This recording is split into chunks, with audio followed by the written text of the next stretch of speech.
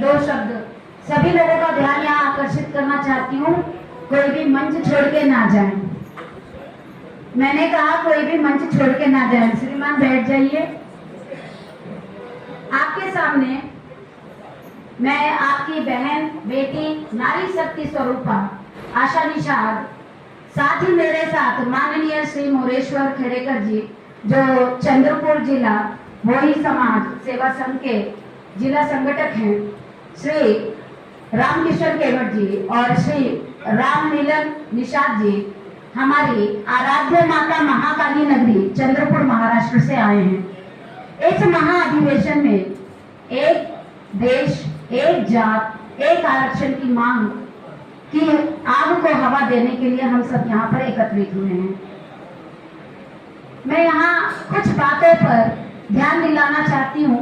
शायद जिन लोगों को सुनने की जरूरत थी, कुछ लोग यहाँ से जा चुके हैं, पर माइक चालू है, कान तक आवाज जरूर जाएगी। मैं ये कहना चाहती हूँ कि ये जो देश है ये हम मूल निवासियों का है और ये बात सभी को पता है कि हम मूल निवासियों को आज तक के न्याय नहीं मिला है। कारण खोजने की सबसे ज्यादा जरूरत है कि न्याय क्यों नहीं मिला है। मुझे एक बात बताइए, ये हमारा भारत देश है जहाँ सुप्रीम कोर्ट है, हाई कोर्ट है, संसद है और सबसे ज्यादा, सबसे प्यारा संविधान है जो हमारे हाथों में, जिसका अच्छी तरीके से अध्ययन करने के बाद उसमें क्या त्रुटियां रह गई थी, क्या गलतियां, क्या खामियां रह गई थी जो हमारे समाज को न्याय नहीं दिला सकी, इसके और हम ध्यान दिला सकते थे। मुझे एक बात बताइए, हम तो इसी देश के नागरिक हैं, ऊपर से मूल निवासी हैं। इस देश में बाहर से आए वाले समुदायों को, मैंने कहा बाहर से आए वाले समुदायों को, चाहे वो फारसी लोग हों, चाहे मुस्लिम लोग हों, चाहे क्रिश्चियन लोग हों या कोई और धर्म के लोग हों, इन सबको सम्मान दिया गया है, इन सबको आरक्षण दिया गया है, इनकी तरफ सभी का ध्यान गया। पर जो हम इस देश के मूल निवासी हैं, हम पर आज तक किसी की नजर क्यों नहीं पड़ी? हम पर किसी की नजर क्यों नहीं पड़ी आज तक के? मेरा सवाल ये है, सवाल पूछना चाहिए, पर हम किससे पूछें? जो हमारे नुमाइंदे हैं, संसद में हैं, हो चुके हैं, हम इनसे पूछते हैं कि आप लोगों ने हमारे समुदाय के लिए आज तक के कोई ठोस कदम अब तक क्यों नहीं उठाया? अब तक कोई रिजल्ट क्यों नहीं आया? एक डॉक्टर बाबा साहब आम्बेडकर थे, अकेले थे, पूरी संविधान लिख डाले उन्होंने, कुछ लोगों का साथ लिए। एक इंसान अगर पूरे देश का भाग्य बदल सकता है तो हमारे देश के लोग इतने सारे अब जागरूक दिख रहे हैं, यहाँ उपस्थित हैं, तो अब तक के ये सारा काम क्यों नहीं हुआ? मैं पूछती हूँ, तुम्हारे सर ने ये कहा कि हमें जन आंदोलन करने की जरूरत है, जंतर मंतर पर बैठने की जरूरत है। मैं आपसे सवाल करती हूँ कि कोई भी सवर्ण जातियां जिनको EWS लागू हो गया है, कितने लोग जाकर के जंतर मंतर पे बैठे? कितने लोगों ने जाकर के वहाँ धरने किए हैं? उनको तो लागू हो गया और हम लोग यहाँ पर जंतर मंतर जाने की तैयारी कर रहे हैं। कोई सवाल उनसे पूछेगा? कोई हम में से जा करके जो हमारे प्रतिनिधित्व करते हैं, क्या वो लोगों में इतनी हिम्मत है पूछने की कि जाकर के पूछें कि हम मूल निवासियों को जंतर मंतर में आने की, आंदोलन करने की जरूरत पड़ रही है और यहाँ सवर्ण जातियां जो हैं उन्हें कुछ नहीं करना पड़ा, बहुत आराम से उनकी बात वहां तक पहुंच भी जाती है, उन लोगों के लिए नियम कानून भी लागू हो जाते हैं, उनको आरक्षण भी मिल जाता है, सारी चीजें। अब यहाँ पर मैं अपना उदाहरण बताती हूँ। मैं जब MBBS का एग्जाम है, मैंने PMT क्लियर किया था, मैं MBBS के लिए क्वालिफाइड हो चुकी थी, तब उस समय OBC करके आता था। फिर हाल ही में मुझे पता चला मैं नोमैडिक ट्राइब्स में आती हूँ। नोमैडिक ट्राइब्स यानी भटकिया जमाती। जो लोग भटक रहे हैं उनके पास डॉक्यूमेंट कैसे रहेंगे? यहाँ महाराष्ट्र गवर्नमेंट में केवट, निषाद, कहार, जितने भी लोग हैं सबको NTB नोमैडिक ट्राइब्स में रखा गया है। कुछ लोगों के पास उनके पूर्वज बहुत पहले से आ गए थे तो उनके पास डॉक्यूमेंट है, कोई दिक्कत नहीं। कुछ के बच्चे पढ़ लिख के डॉक्टर, इंजीनियर या अच्छे उसमें संस्थान में पहुंच गए, पर बाकी लोगों का क्या? जो एनडीबी में है, होशियार है, उनके बच्चे बहुत प्रतिभाशाली हैं, बहुत प्रतिभाशाली, लेकिन कहीं ना कहीं आकर के जो गवर्नमेंट की पॉलिसियां हैं, राज्य की जो बनाई हुई पॉलिसी हैं, उसके चलते उन बच्चों का भविष्य खराब होता है। उनको ना आर्थिक मदद मिलती है, आर्थिक मदद नहीं मिलेगी, वो पढ़ेगा लिखेगा नहीं, पढ़ेगा लिखेगा नहीं तो क्या करेगा, सिर्फ वोटर बन के रह जाएगा उन सब लोगों के लिए। इस षड्यंत्र को कोई नहीं समझ रहा, कोई आवाज ही नहीं उठा रहा। देखिए, सिर्फ हम मूल निवासियों के लिए ही अलग अलग राज्यों में करतूत करने की क्या जरूरत है। एक एससी कैटेगरी का व्यक्ति अगर वो उत्तर प्रदेश में एससी में आता है, वो महाराष्ट्र में भी एससी में आता है, वो आंध्र में भी एससी में आता है, वो हर राज्य में एससी में आता है, तो हमारी कितनी भी जातियां, उनमें एससी कैटेगरी में भी तो जातियां होती है ना, फिर उनको क्यों नहीं अलग किया गया? हम ही लोगों को क्यों एससी, एसटी, ओबीसी और दूसरे अन्य उसमें बांट दिया गया है? ये सवाल पूछिए, क्यों नहीं पूछते हैं सवाल, मुझे आज तक समझ में नहीं आया। मैं तो हाल ही की बच्ची हूँ, मैंने अपने बुरे दिन भी देखे, मैंने अपने सपने भी छोड़े हैं।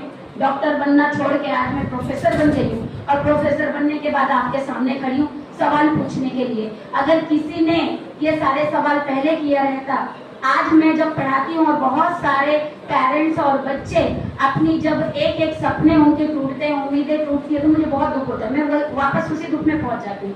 और इस वजह से मैं आज आप लोगों के सामने खड़ी हूँ कि मैं 2 शब्द कह सकूं कि आखिर क्यों नहीं आप पूछते कि बाकियों को अगर EWS मिल सकता है तो हम मूल निवासियों को क्या इतिहास नहीं पता? सुप्रीम कोर्ट में, हाई कोर्ट में क्या हम लोग नहीं जा सकते? क्यों नहीं अभी तक ये कदम उठाए गए? सब यहाँ पर एकजुट होने की भी बात कही गई कि हम एकजुट रहेंगे, एक रहेंगे तो बात बनेगी। बात सही, सब कुछ यहाँ पर बोलते हैं, लेकिन जब नारे लगते हैं, बुरा मत मानिएगा, सभी को दिल में बुरा लगता है। नारे जब लगते हैं तो सिर्फ एक ही नारा लगता है, वो चीज भी लोग एक्सेप्ट शायद जल्दी ना कर पाए। और इस तरीके का आप कुछ तो भी उपाय निकालिए कि ऐसा सभी उसमें शामिल हो, सबकी जय जयकार हो, किसी को भी हमको कम आंका गया, किसी को ज्यादा आंका गया, ये तो बढ़ चढ़ के बड़े बड़े लोग हैं, हम छोटे लोग हैं, ये भावना ही नहीं आनी चाहिए। हम सब एक हैं, हम सब एक हैं, इसकी भावना जागृत करने के लिए हर किसी ने प्रयास करना चाहिए और उसके लिए रास्ता निकालना चाहिए। मैं आपसे और कहना चाहती हूँ कि जैसे सर ने कहा कि आरक्षण तो हमें, और मैडम जी भी आई और उन्होंने कहा कि बिना राजनीतिक लड़ाई लड़े ये सारी चीजें संभव नहीं है। राजनीतिक जरूरी है, लेकिन एक जब तक हम एक सारे के सारे एक छत और उस छत का पर्टिकुलर नेम नहीं होगा तब तक ये सारी चीजें संभव नहीं है। एक ही समय पर अगर हम सुनियोजित करके, मैंने कहा एक ही समय पे अगर हम कोई भी कास्ट के लोग हों पर एक ही उसमें समुदाय से आते हैं, हम सभी अगर हर राज्य, हर तहसील, हर जिले और हर गांव में एक एक किसी को हम क्या कहते हैं जिम्मेदारी दे दें और उस व्यक्ति से उस जिम्मेदारी को निभाने के लिए कहें, और यहाँ भाईचारा दिखाई देगा, यहाँ हमारी यूनिटी में यूनिटी दिखाई देगी डाइवर्सिटी में, और उस चीज को हम कार्यान्वित कर सकते हैं। अगर मुझे ऐसा लगता है, शायद आप मेरी बात से सहमत हो भी सकते हैं, नहीं भी, पर विचार करके देखिएगा कि अगर हमें एक ही डेट में सुनियोजित करके, चाहे भले वो 6 महीने के बाद क्यों ना हो, अगर सुनियोजित कर करके शांतिपूर्ण ढंग से हर गांव, हर तहसील, हर राज्य में एक ही डेट को पूरे देश में एक ही आंदोलन या मोर्चा निकले, शांतिपूर्ण ढंग में निकला,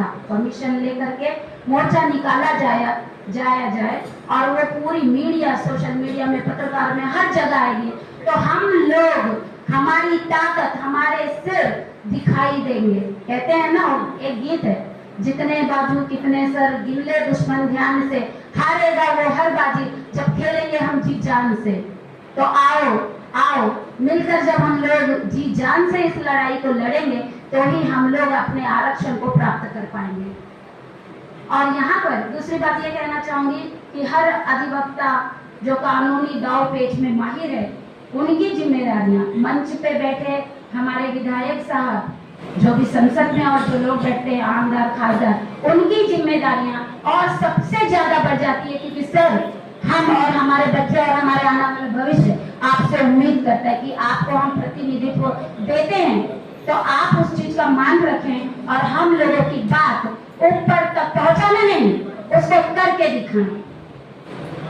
ध्यान और लाना चाहूंगी कि हमारे साथ हमें आरक्षण की जरूरत क्यों है, तो हमारी आर्थिक, सामाजिक, राजनीतिक और शैक्षणिक, सबसे ज्यादा आर्थिक और शैक्षणिक हालत खराब होने की वजह से आज हम लोग नहीं है जहां हमें होना चाहिए।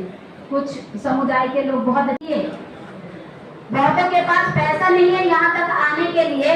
वो व्यक्ति आपका महाअधिवेशन सिर्फ न्यूज़पेपर में या हम व्हाट्सएप पे डाल देंगे और इतने सारे भरमार मैसेज रहते कि वो ऐसे स्लाइड कर देगा, उसको कुछ भी नहीं पता चलेगा कि वहाँ हुआ क्या, लोगों ने क्या बोला, क्यों किया, कुछ भी नहीं पता चलेगा। तो ये सारी चीजों को भी ध्यान में रखते हुए हम सब ने कदम उठाना है और एक ही विचारधारा के अंदर आते हुए हम सबको प्रयास करना होगा।